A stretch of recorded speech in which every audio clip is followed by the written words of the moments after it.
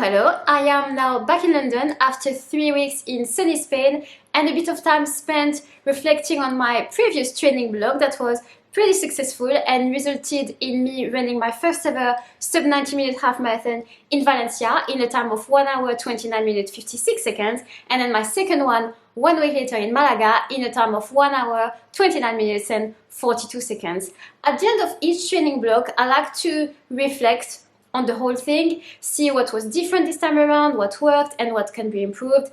And in this video, I thought I'd share with you 6 elements that I think helped me get a significant half marathon PB. It was around a 3-minute improvement and ultimately get my sub 90 minutes half marathon. So hopefully these tips will be helpful if you're yourself chasing your first sub 90, but they can also totally be applicable if you're on a journey to getting a new half marathon PB, regardless of the finish time. It doesn't necessarily have to be a sub 90. Now, before I start talking specifically about these 6 takeaways from this training block, let's get the obvious element, the long-term one, out of the way. I always bang on about it. You guessed it, it is consistency. Since I started running seriously in spring 2021, really it has been just the key focus and the key driver of my progress. My sub 90 doesn't just come from a 9-week training block for Valencia half marathon. Really is the compound effect of all these months of consistent running and progress, and also doing everything I can to stay injury free so that I can carry on running consistently by doing my strength work, mobility, stretching, sports massage, basically doing everything I can to stay in that cycle of consistent training. Okay, so the first key element is higher mileage, which has been a work in progress throughout this year and really peaked when I was half marathon training.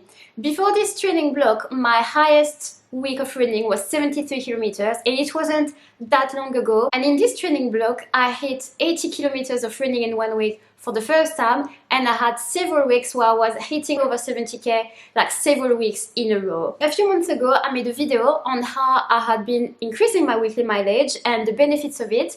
In a nutshell, it helps improve your aerobic capacity so that you can run faster for longer. The second element is long run workout. That was also a big component in my progress last year when I had this big half marathon focus, and I went from 1 hour 37 something in October to 1 hour 32 minutes 47 seconds in January, which was my previous PB. Ben, who's my partner and my coach, really took it up a notch this year. He gave me my toughest long run workouts to date. Basically, these long runs had quite a chunk of significant effort, whether it was tempo or race pace or both. And I really think that training myself to sustain an uncomfortable effort for a long period of time in a long run was really helpful on race day. I documented a lot of my Valencia half marathon training, so you can find a bunch of videos on my channel. The third element is scheduling races during your training block. Before, I didn't think it was that important. I thought maybe a tune-up race yet, but I thought more than that is probably just interrupting the training. So I didn't think it was as important, when in fact it was actually super helpful. So I raced a 5k and a 10k in this training block. Not only did it give me a really big confidence boost because I got 2 new PBs in the 5k and the 10k in those races, showing fitness improvement, but also after you've raced a 5k and a 10k at a faster pace than what you're going to race your half marathon, when you turn up to your half marathon race, you kind of know in your head that the pace is going to feel much easier than your previous 2 races. So in my head, I was like, well, the first half is going to feel so much easier than that previous 10k race. So mentally, it was already a bit comforting. Number 4, fueling. I talked about it before on my channel. I was really put off by gels before, the texture and the fear of feeling a bit nauseous when taking a gel. I was only using energy chews, which is fun in training, but on race day, when you're racing at race pace for the whole time, it's really hard to chew. So I was racing probably under fueled because I ended up barely taking anything on when I was racing. And for this training block, I really worked through my fear of gels, and I just practiced every long run, even some interval workouts. I would take a gel, and I ended up taking gels on race day. Now it's still a work in progress. In Valencia, I took my gel too late because I was scared of feeling nauseous when taking it. And then in Malaga the week after, I took it earlier, but I didn't finish it because again there's still some fear residue that I still need to work on. So the fueling is a work in progress, but definitely massively improved. Number 5, super important, taper was on point. The taper obviously is quite important to get it right, but it's also through trial and error that you're gonna get it right. It's something that you refine with experience, race after race, as you tune into your body a bit better. I did about a 10-day taper that started on the Friday, the week before the race. It was the day I did my last long run, which was just a 16-kilometer run at easy pace.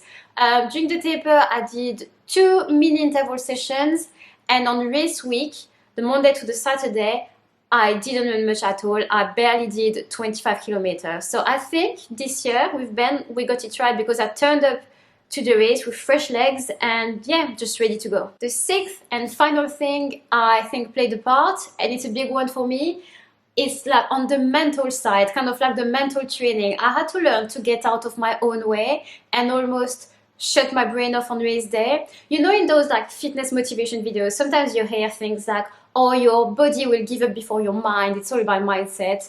Well, in my case, at least in the context of running sometimes, I feel like it can be the opposite. I had the fitness, it's like my legs were saying, yes, we can, and my brain, out of fear, was like, nope, we can't. It was like a mental block, out of fear of running faster than I had ever run for this distance, out of fear of going through a rough patch, having to slow down, things going wrong because I was going too fast and I wouldn't be able to keep up.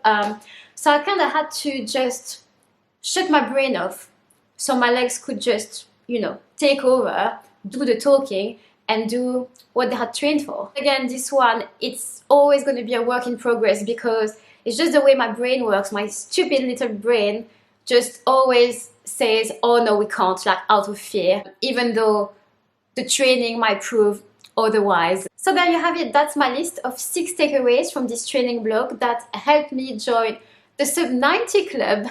Thank you guys so much for watching. I hope you find that somewhat helpful and I will see you in the next video. Bye!